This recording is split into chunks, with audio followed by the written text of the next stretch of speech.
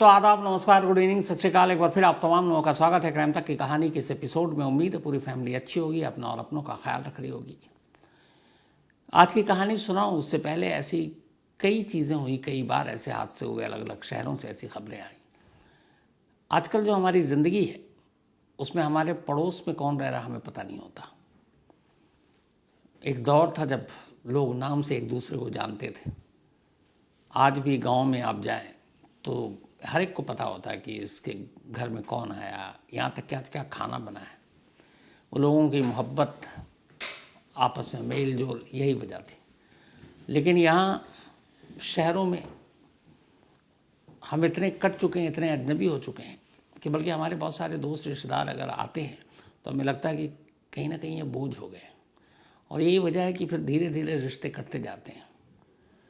और जब अपनों से रिश्ते कटते हैं तो फिर पड़ोसियों का क्या मतलब बनता है। तो बड़े बड़े अपार्टमेंट हैं, बड़े बड़े घर तो ज़रूर हैं, लेकिन दिल छोटे हो गए और हम एक दूसरे को जानते नहीं। नतीजा ये होता है कि हमारे पड़ोस में क्या हो रहा है, किसी घर में क्या हुआ है, ना हमें पता होता है, ना कभी हम पता करने की कोशिश करते हैं। ऐसी कई क्राइम की स्टोरीज सामने आई जिसमें एक भरे पूरे अपार्टमेंट में ज़िंदगी बिल्कुल अपनी रफ्तार से चल रही है। किसी घर में कोई फंक्शन है, कहीं खुशियाँ हैं, कोई बच्चा पैदा हुआ है, किसी की शादी, कोई एंगेजमेंट, किसी की नौकरी लगी। लेकिन उसी अपार्टमेंट के एक घर के अंदर एक लाश या दो लाश पड़ी हुई है, महीनों से पड़ी हुई है, किसी को पता ही नहीं। अब तो किसी घर में लाश हो, इसका पता लगाने का अपने आप ही एक तरीका है कि जब इंसान अपनी तरफ से कुछ नहीं करता तो फिर उस लाश से बदबू आती है और उस बदबू के ज़रिए पहचान होती है। पड़ोसी अलर्ट होता है और बताता है कि इस घर से बदबू आ रही है।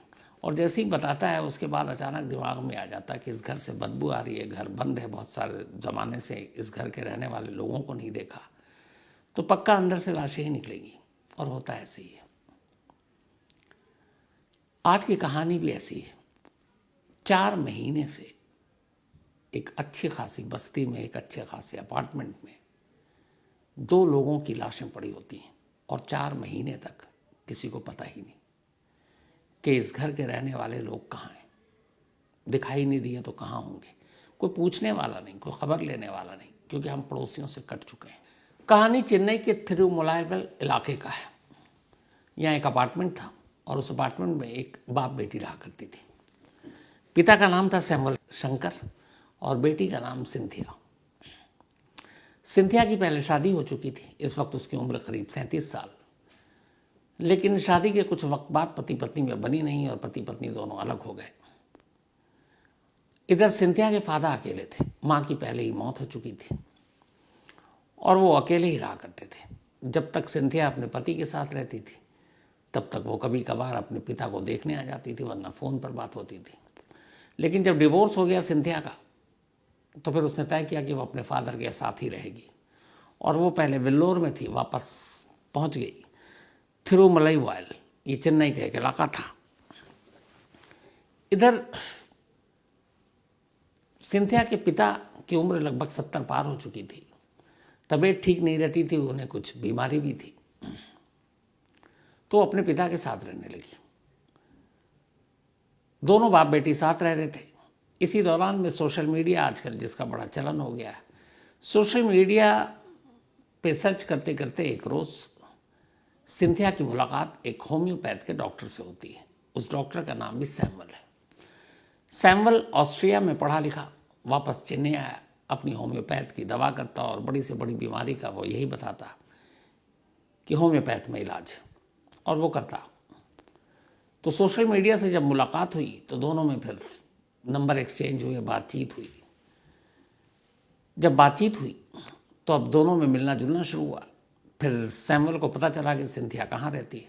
उसने उसी अपार्टमेंट में एक और फ्लैट किराए पर ले लिया और अब डॉक्टर सैमुअल उसी अपार्टमेंट पर रहने लगा। दोनों मिलते जुलते, इधर जब दोस्ती हो गई, फिर प्यार हो गया। तो सिंथिया ने कहा कि तुम मेरे फादर की भी बीमारी ठीक कर दो। उनकी किडनी की कोई बीमारी थी। तो उसने कहा ठीक है। अच्छा, पहले दिन डॉक्टर से दिखा लेते। उसने उस डॉक्टर से कहा कि मना कर दो, मैं ही करूँगा और मैं ठीक कर दूँगा। अब होम्योपैथ के ज़रिए सिंथिया के फादर का डॉक्टर सैमुअल इलाज करने लगा। इलाज चलता रहा। फिर धीरे धीरे ये हुआ कि इलाज भी करता है और फिर अलग एक ही अपार्टमेंट में रहता है, पिता 74-5 के। तो उस अपार्टमेंट में भी एक्स्ट्रा रूम था। तो फिर एक रोज़ सिंथिया ये तय करती है कि तुम अपार्टमेंट छोड़ो अलग से और हमारे ही साथ रहो। सिंथिया के फादर को भी कोई ऑब्जेक्शन नहीं था, उन्हें लगा डॉक्टर सैमुअल एक अच्छा खासा इंसान है, और उन्हें शायद भनक भी थी कि उनकी बेटी प्यार करती है, तो उन्हें यही लगा कि एक तो तलाक हो चुका है, चलो दोनों की शादी हो जाएगी तो और भी अच्छा है। तो अब डॉक्टर सैमुअल सिंथिया के साथ उसी के घर में रहने लगे और डॉक्टर शंकर भी वहीं रहने लगे। धीरे धीरे वक्त बीता, सब ठीक चल रहा था। डॉक्टर सैमुअल लगातार सिंथिया के फादर का इलाज कर रहे थे।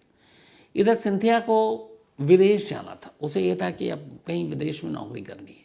ये बात उसने कई बार सैमुअल को बताया, लेकिन सैमुअल कहता था कि तुम फॉरेन कंट्री मत जाओ, तुम यहीं रहो, यहीं हम दोनों अपनी ज़िंदगी बसाएंगे। लेकिन उसका ड्रीम था विदेश जाने का। धीरे धीरे वक्त बीता, लेकिन उसका विदेश जाने का सपना इसलिए भी पूरा नहीं हो रहा था कि पिता बीमार और अकेले, देखभाल वाला कोई और करने वाला था नहीं सिवाय बेटी के। तो बेटी के लिए पिता एक जिम्मेदारी थे, इसलिए फिलहाल अपनी ख्वाहिश को दबाए हुए थी और पिता के इलाज में जुटी हुई थी। सितंबर 2024 आ जाता है। अब तक साल भर हो चुके थे सैमुअल और सिंथिया इन दोनों के रिलेशनशिप को, और इलाज करते हुए 6 महीना। लेकिन सितंबर के फर्स्ट वीक में एक रोज़ अचानक शंकर साहब की मौत हो जाती है। अब मौत किस वजह से हुई ये पता नहीं, क्योंकि पोस्टमार्टम तो हुआ नहीं उस वक्त। तो मौत हो गई। उस वक्त सैमुअल कहीं बाहर था, शहर में ही था, बाहर था। सिंथिया रोती हुई उसे फ़ोन करती है। डॉक्टर सैमुअल घर आता है, देखता है, चेक करता है, पता चलता है शंकर साहब की मौत हो गई है। अब अपने पिता की मौत से सिंथिया को गुस्सा आ जाता है और वो सैमुअल से कहती कि तुमने तो मुझे हमेशा ये भरोसा दिलाया कि तुम्हारे पिता ठीक हो जाएंगे, और तुम्हारी वजह से मैंने किसी और डॉक्टर को नहीं दिखाया, अस्पताल में इलाज नहीं कराया। तुमने कहा था होम्योपैथ से ठीक हो जाएगा। तो वो अपने पिता की मौत के लिए एक तरह से जिम्मेदार और कसूरवार सैमुअल को ही ठहराने लगी और इसको लेकर झगड़ा हुआ। अब घर में लाश रखी हुई है और बेटी और उसके दोस्त आपस में लड़ रहे हैं। मौत के दिन से शाम हो गई। अब ये है कि अंतिम संस्कार करना है, लेकिन अभी बेटी जो है उसको एक तो पिता की मौत का सदमा, और ऊपर से ये कि काश वो सैमुअल की बात में ना आती, किसी अच्छे डॉक्टर अस्पताल में जैसे पहले इलाज चल रहा था वो कराती। उसने सारे इलाज बंद कर दिए थे जब से सैमुअल उसकी ज़िंदगी में आया कि होम्योपैथ से इलाज होगा, एलोपैथ से नहीं। तब उसे अफसोस हो रहा था और उसे लग रहा था कि ये गिल्टी फील हो रही थी कि अपने पिता की मौत की जिम्मेदार वो है जो उसने सैमुअल पे भरोसा किया। और इस बात को वो लेकर लड़ती रही, लड़ाई झगड़ा बहुत आगे तक पहुंच गया।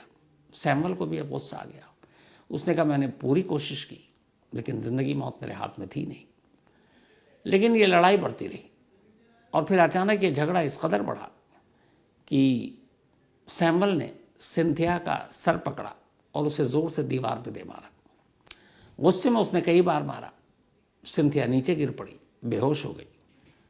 थोड़ी देर के बाद सैमुअल जाकर उसे देखता है तो पाता है कि उसकी नब्ज रुक चुकी है। सिंथिया की भी मौत हो गई, सर दीवार पे मारने से। अब जब सिंथिया की भी मौत हो गई तो सैमुअल घबरा जाता है। अब उस घर में एक साथ 2 लाशें पड़ी हैं, एक जो नेचुरल डेथ थी, दूसरी जो कत्ल हुआ। तो अब सैमुअल को लगता है कि अब क्या करें, पुलिस पकड़ लेगी। फिर वो अपना डॉक्टर के साथ साथ एक क्रिमिनल माइंड चलाता है। दोनों लाशों को बेड पर रखता है, बाहर जाता है, कुछ केमिकल लेकर आता है। वो केमिकल तमाम खिड़कियों दरवाज़ों पर जहाँ जहाँ से वेंटिलेशन की ज़रा सी भी वो थी वहाँ छिड़कता है, कमरे में छिड़कता है। उसकी वजह ये थी कि आगे चलकर इन लाशों से बदबू ना आए। फिर घर के एसी को ऑन कर देता है। एसी ऑन करने के बाद लाशों को बेड पे रखता है, बाप बेटी दोनों की, और जितने केमिकल डाल सकता था डालता है। उसका अपना सारा सामान उठाता है, हर निशानी उठाता है। फिर बाहर निकलकर उस फ्लैट का दरवाज़ा बाहर से ताला लगा लेता है। ताला लगाने के बाद अब वो निकल जाता है। ये बात है सितंबर 2024 की। वो चला गया, घर में एसी चल रही है। इधर शंकर और सिंथिया के कुछ रिलेटिव थे, वो दूर रहते थे और बहुत कम बात हुआ करती थी, लेकिन कभी कभी हो जाया करती थी। अब कुछ रिलेटिव ऐसे थे जो हफ्ता 10 दिन में 15 दिन में एक बार खैरियत पूछ लेते थे कि शंकर साहब कैसे हैं, सिंथिया तुम कैसी हो। वो फ़ोन करते लेकिन इधर से रिस्पॉन्स ही नहीं जाता। वो हर 15 दिन 20 दिन के बाद फ़ोन करते, रिस्पॉन्स नहीं आता। लेकिन उन्हें भी लगा कि कुछ और वजह होगी। किसी ने ये जानने की जाकर कोशिश नहीं की कि चलो घर पर चलकर देख लेते हैं कि दोनों बाप बेटी ठीक हैं कि नहीं है। तो किसी ने इतनी जहमत नहीं उठाई। वक्त बीतता रहा, सितंबर के बाद अक्टूबर आ गया, नवंबर आ गया, दिसंबर आ गया, किसी को कोई परवाह नहीं। जनवरी आ गई। जनवरी भी लगभग खत्म होने वाला। अब जनवरी का एंड है। यह भी वेडनेसडे की बात है, 2 दिन पुरानी। कमला नाम की एक लेडी उसी अपार्टमेंट में रहा करती थी। अब उस कमला को लगा कि इस अपार्टमेंट से कहीं से बदबू आ रही है, लेकिन ये पता नहीं था कि किस अपार्टमेंट से बदबू आ रही है। अच्छा, उसमें बहुत सारे घर थे, तो वो बदबू इस तरीके से थी कि कोई पर्टिकुलर एक दरवाजे के अंदर से आ रही है, खिड़की के बाहर से आ रही है, कोई पता नहीं कर रहा था। लेकिन कमला को एहसास हुआ, फिर कुछ पड़ोसियों को बताया। पड़ोसियों ने भी कहा कुछ तो अजीब सी स्मेल है, कौन सी है पता नहीं। तो अब कैसे पता किया जाए? तो फिर अपार्टमेंट के तमाम लोगों से कहा गया। किसी ने कहा कुछ एसी की उससे स्मेल आ रहा है। तब जब वो सारा चेक किया गया तो पता चला कि नहीं, इधर से भी नहीं है। फिर अचानक कुछ लोगों को ख्याल आया कि इसी अपार्टमेंट में एक बाप बेटी रहा करते हैं, सिंथिया एंड शंकर। बहुत सारे लोगों को तो नाम भी नहीं पता बाप बेटी का, तो कभी मिलना जुलना है नहीं, जो मैंने शुरू में कहा किसी को किसी की खबर नहीं। तब उन्हें लगा कि ये एक फ्लैट है जिसमें ताला लगा हुआ है। अब ये भी पता नहीं वो लोग कब गए, कहाँ गए, लेकिन ये कि बदबू तो आ रही, तो हर फ्लैट को चेक कर लिया गया, कहीं से कोई ऐसा फॉल प्ले या कुछ मिला नहीं। अब बचा एक फ्लैट जिसमें ताला लगा हुआ है। अब उस फ्लैट का ताला है, कैसे खोलकर आप चेक करेंगे? तो जब बदबू की बात आई तो एक जहन में अचानक आजकल आ जाता है कि अगर किसी घर से या कहीं से बदबू आ रही है तो फिर कुछ ना कुछ हो सकता है, कोई लाश ज़रूर निकल सकती है। इतना सब कुछ हो चुका है। तो फ़ौरन फिर पुलिस को खबर दी गई और कहा गया कि हमारे अपार्टमेंट में बदबू आ रही है, सारे फ्लैट चेक कर लिए, एक फ्लैट को छोड़कर उसमें ताला लगा हुआ है। अब पुलिस भी ये जब खबर सुनती है तो पुलिस के भी फिर कान खड़े होते हैं, क्योंकि बदबू का मतलब अब वो भी समझने लगे। तो पुलिस पहुंचती है, पड़ोसियों की निगरानी में ताला तोड़ा जाता है। जब ताला तोड़ा जाता है, अंदर घुसते हैं, तो जो मंजर था वो दहलाने वाला था। अंदर एसी चालू, बेहद तेज बदबू, और 2 एक तरह से कंगाल पड़े हुए हैं। देखकर लग रहा था कि पता नहीं ये महीनों पहले मर चुके हैं। पुलिस दोनों को कब्जे में लेती है, हॉस्पिटल भेजती है पोस्टमार्टम के लिए। उसके बाद अब पूछताछ होती है। जब पूछताछ होती है तो अपार्टमेंट के रजिस्टर से पता चलता है कि हाँ, यहाँ पहले इन दोनों को जानने वाले जो सिंथिया और शंकर के अलावा एक सैमुअल, डॉक्टर सैमुअल थे जो होम्योपैथ के डॉक्टर थे, और वैसी अपार्टमेंट में पहले अलग फ्लैट पे किराए पे रहते थे। फिर बाद में उन्होंने वो छोड़ दिया और इसी में शिफ्ट हो गए थे। अब डॉक्टर सैमुअल के वो सारे पते वते रजिस्टर में मौजूद थे, क्योंकि अपार्टमेंट लिया था उन्होंने किराए पर। अब पुलिस उस एड्रेस को लेती है। एड्रेस को लेने के बाद अब उस पते पर पहुंचती है। वो भी चेन्नई का ही एक इलाका, ज़्यादा मशक्क़त करनी नहीं पड़ती है। सैमुअल पुलिस को मिल जाता है। पुलिस सैमुअल से पूछती है भाई। अब सैमुअल को यहाँ एक चीज़ पता थी कि जो शंकर की मौत हुई है वो नेचुरल डेथ है। उसे ये था कि अगर शंकर का पोस्टमार्टम हो जाए और शंकर का नेचुरल डेथ निकल आए तो फिर सिंथिया भी इस केस में निपट लेगी, मतलब शायद पता ना चले। उसने ये भी हो सकता है कि पिता की मौत से वो घबरा गई, सर दीवार पे लग गया, एक्सीडेंट हो सकता है। तो उसके अंदर ये था अभी तक कि वो पकड़ा नहीं जाएगा, और वो आधा सही भी था क्योंकि शंकर को तो उसने मारा नहीं था। तो अब पुलिस उधर पोस्टमार्टम करती है। पोस्टमार्टम में शंकर की मौत नेचुरली आती है, लेकिन सिंथिया का आता है कि वो बाहरी चोट, सर पे चोट के मार का, बाकी सारी चीज़ें। तो पुलिस अपनी तरफ से तफ्तीश करती है। फिर डॉक्टर सैमुअल के मोबाइल के कॉल डिटेल निकालती है, सिंथिया शंकर के निकालती है।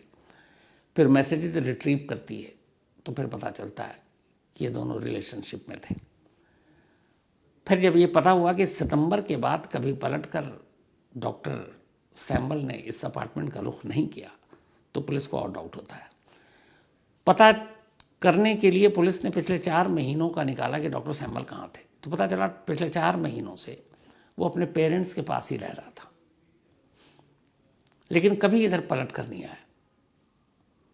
पुलिस को डाउट हो गया कि जब से ये लाशें मिली उसके बाद से ये चला गया और फिर कभी आया नहीं लौट कर। अब पुलिस ने सख्ती से पूछताछ की। डॉक्टर सैमुअल पढ़ा लिखा एक डॉक्टर, पेशेवर क्रिमिनल था नहीं, तो पुलिसिया दबाव में जल्दी टूट गया और फिर उसने कहानी बताई। उसने कहा कि हाँ, मैंने सिंथिया को ज़रूर मारा लेकिन शंकर को नहीं मारा, बल्कि शंकर की मौत की वजह से मुझे सिंथिया को मारना पड़ा, क्योंकि सिंथिया मुझे शंकर की मौत के लिए जिम्मेदार मान रही थी और वो विदेश जाना चाहती थी। मैं जाने नहीं देना चाहता था, मैं यहीं उसके साथ ज़िंदगी बसाना चाहता था, पर मुझे पता था कि अगर एक बार इसकी बाप की मौत हो गई तो फिर ये छोड़कर मुझे फ़ौरन चली जाएगी, तो मैं वो भी नहीं चाहता था। दूसरा, वो मुझे मौत के लिए जिम्मेदार मान रही थी। हमारा झगड़ा हुआ, गुस्सा आया और मैंने मार दिया। और फिर मैंने घर में केमिकल ताकि स्मेल ना हो और दरवाज़ा लॉक किया और वापस अपने पेरेंट्स के पास चला गया। खुद सैमुअल का कहना था कि उसे उम्मीद नहीं था कि ये 2 मौत का राज 4 महीने तक दबा रहेगा। उसे कहा, मुझे लगता था हफ्ता 15 दिन 10 दिन में ये खुल जाएगा, कोई तो फ्लैट में जाएगा, कोई रिलेटिव ही जाएगा, कोई पड़ोसी जाएगा और पता चल जाएगा, महीने भर में पता चल जाएगा। लेकिन 4 महीने तक ये पता नहीं चला। वो बोला, मैं खुद हैरान हूँ। और ख़ुद पुलिस भी हैरान थी। और फिर पुलिस की हैरानी की वजह वही थी कि जब हम अपने पड़ोसियों तक को नहीं पहचानेंगे तो पड़ोस में क्या हो रहा है हमें क्या पता। एक अफसोसनाक कहानी, एक कत्ल, एक नेचुरल डेथ और 4 महीने तक 2 लाशें एक घर के अंदर, और ज़माने को उसकी खबर नहीं। और मर्डर की वजह भी बड़ी अजीब। तो ये थी आज की कहानी। लेकिन कहानी ख़त्म करो उससे पहले वही अपना सिलसिला। आज प्रिया बिश्नोई, इनका बर्थडे है, तो हैप्पी बर्थडे प्रिया। साथ ही राधिका गुप्ता, इनका भी आज जन्मदिन है। Happy birthday Radhika ji. और ये हरदोई से हैं। सलमा खातून, इनका भी बर्थडे है। Happy birthday Salma. और ये रिजवान खान साहब की वाइफ हैं और भुवनेश्वर से हैं। इसके अलावा चंचल, इनका भी आज बर्थडे है, तो हैप्पी बर्थडे चंचल। और ये भेजा है अंशुल कटियार साहब ने। तो कहानी में तो आज इतना ही। और कल संडे है, कल रात 11 बजे अगर आप चाहें तो आज तक पर क्राइम कहानियाँ विद शम्स सुन सकते हैं।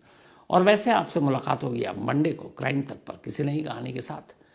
तब तक संडे एंजॉय कीजिए, अपना और अपनों का ख्याल रखिए। Thank you very much.